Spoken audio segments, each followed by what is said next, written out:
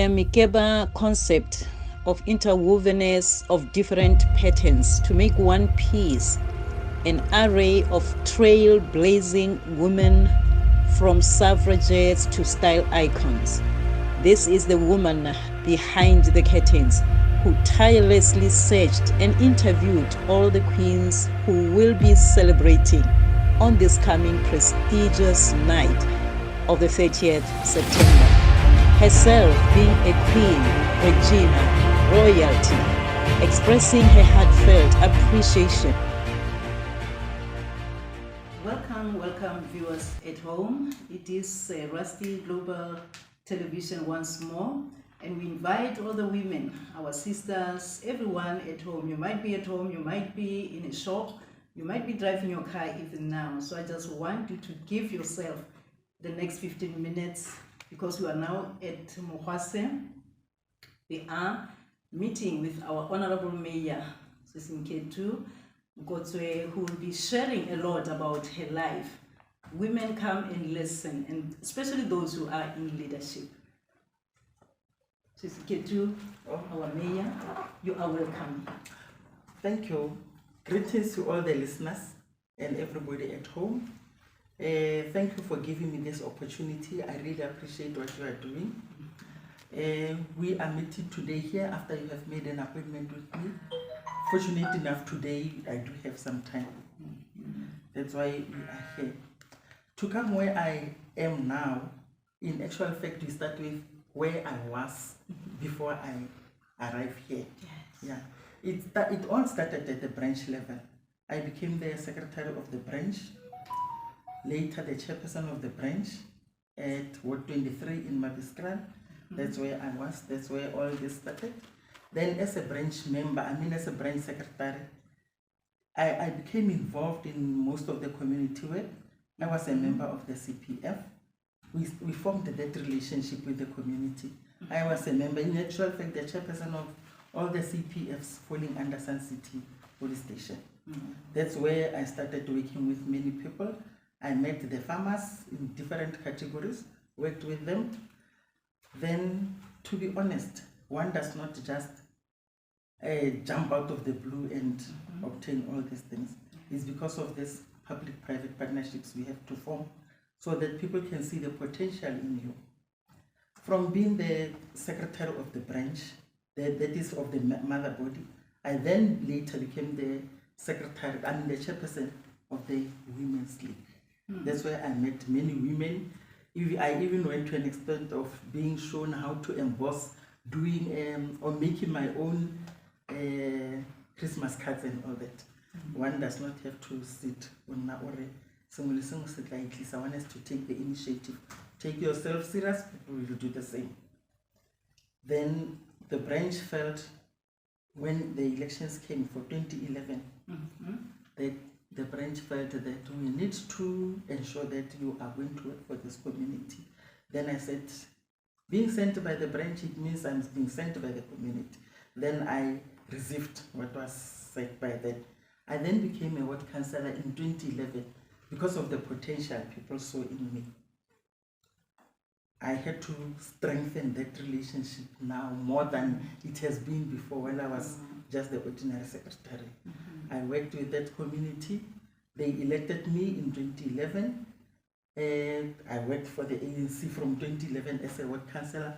And fortunately at the municipality, I was also given a position deployed as an MMC for LED, local economic development, where I met different communities from there.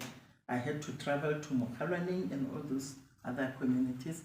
That's where it really gave me exposure, meeting with people from outside, talking to other people, learning from other branch leaders, learning from other ward councillors, as well as from the leadership in the municipality. I worked with those people. Then from the branch level, the ward councillor, I became a ward councillor. The community felt that I should continue with the position because in 2015, I was given an extra responsibility of becoming the acting regional secretary. Then from there, 2016, we had those elections. I was nominated again from the very same community. I became a, remember when you are an MMC, you have to work for all the communities falling under the municipality called, named or called Moses Kotane. Meaning that you don't only concentrate in your ward. Whatever is being discussed in council, you simply remind other people that don't forget that you do have people who will need to be empowered in Mahong, not only in Mahong but in all the villages. Remember, Moses Kotane has 109 villages. Only 2 of them are urban, that is Mohase and Madibe. The rest are rural areas under the leadership of Mahosi. Then I was given extra responsibility, another extra responsibility in 2018. Then in 2021, I was nominated to this position where I am now.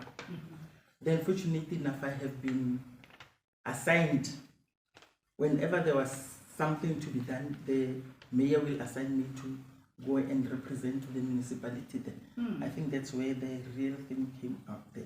Sure. That's a long journey. A very long one. It's a long journey. On the last result, the previous result, I mean, elections of 2021, I then was given extra responsibility by the ruling party, by the ANC, to be the mayor of Moses Kotane, to drive this municipality to whatever level we would like it to be. Fantastic. Yeah, that looks great. It sounds very, very great. It's a huge responsibility, especially with 109 villages. That's huge. So now, as a politician, Honorable Mayor, how do you live out this every day? You are a key figure in the greater Moses Kotane. On daily basis, that's my life. That's how it is. I live in a community where I have to be as impartial as possible. Because everybody is looking at me. Everybody is looking at my behavior, which says a lot about me. Then I have to have an open door policy. Whenever a community member wants to say or discuss something, I think everybody around here have my number, my phone numbers. They are able to relate with me on whatever problems they have. Where possible, we are able to solve the problems on our own. Where we cannot, we involve other people. Remember, we have stakeholders here. We have directors, we have the municipal manager, we have all the other officials. Those are the people we work with. And there is no way where I have to work in a silo. I have to work with other people. We talk of collaborating in everything, where people can be able to say, now we are now open, we are free, I make myself accessible to everybody. And then I don't even get disturbed by the fact that I am the mayor. No. These people wanted services from the municipality. The position in the municipality, yes, it's there, but what is important is for me to ensure that people get the services they want. Oh, okay. Regarding services, you Major, I just need to know about kind of challenges that we have around Moses Kotane. You mentioned villages like Mahong, where there's a strive for water and all these other related areas. What is the position? What is happening now? Okay. One, we must remember that South Africa is a water scarce problem. Country. We do not have much water. And this was detected somewhere at about 2011, 2010, where people were saying, if we don't make sure that we have catchment where we can get store water, or the way of harvesting rainwater, we are going to experience problems in the future. But we do have problems here. Fortunately enough, we have been supplied by Mahalisi. The municipality pays for water from Mahalis, and then Mahalis ensures that we get our water. Though at times it's difficult, we can go even for 2 weeks without water. But if it's Mahali's problem, they will always tell us that we are experiencing a problem. Then, so that the ward councillors and everybody should inform the communities that we don't have water, or we are going to experience a water interruption for so long. But we do not. Not only water is a problem. We also have a problem of roads. Generally, our infrastructure. Let me be honest with you. One, we have aging infrastructure. We have old pipes. Where now and then you will hear that a pipe has burst at such and such a place. It needs to be repaired. Fortunately enough, the municipality has the ITS department here. We simply phone them. There's a director in the department. we are having a problem, so we need this to be repaired so that people can get the services they want. And then we do also have problems of, we are most rural in actual fact. Our roads are not tarred. We do have problems, we experience problems, especially during the rainy seasons. Our roads are bad, people cannot even go to work, but we are trying our best. In the case of the water, we even informed the Department of Copter to assist us so that people can be able to get water. Then we also meet with Mahalisi every now and then when there's a problem. I think it was the beginning of this year, we experienced such issues about the water. We met with Mahalisi, they have promised us that they will augment our reservoir, the ones we have. Every now and then we have water hydrant, bursting, water running all over the show. Then we would inform them.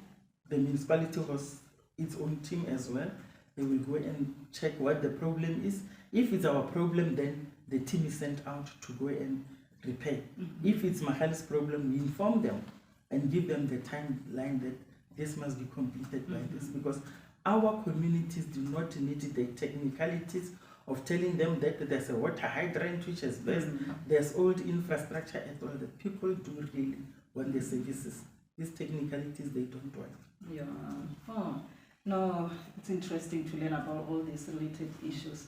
So I just needed to know about the economy of in Moses Kotane. How is the growth? Because I see there are a lot of mines surrounding us, but you also see poverty at the same time, unemployment. In actual fact, we have about close to 15 mines in our area. And we expected a lot from the mines.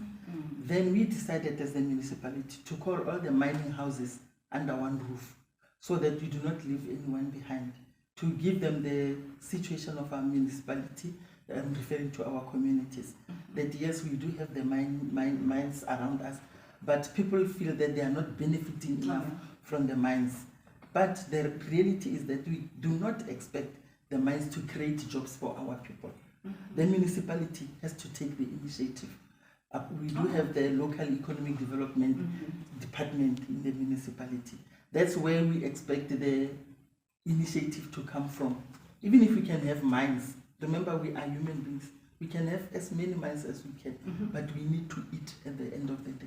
So people should know that mining does not supersede agriculture. Remember, Moses Kotane is an area very much rural, where we have agriculture. It can be crop production or animal production.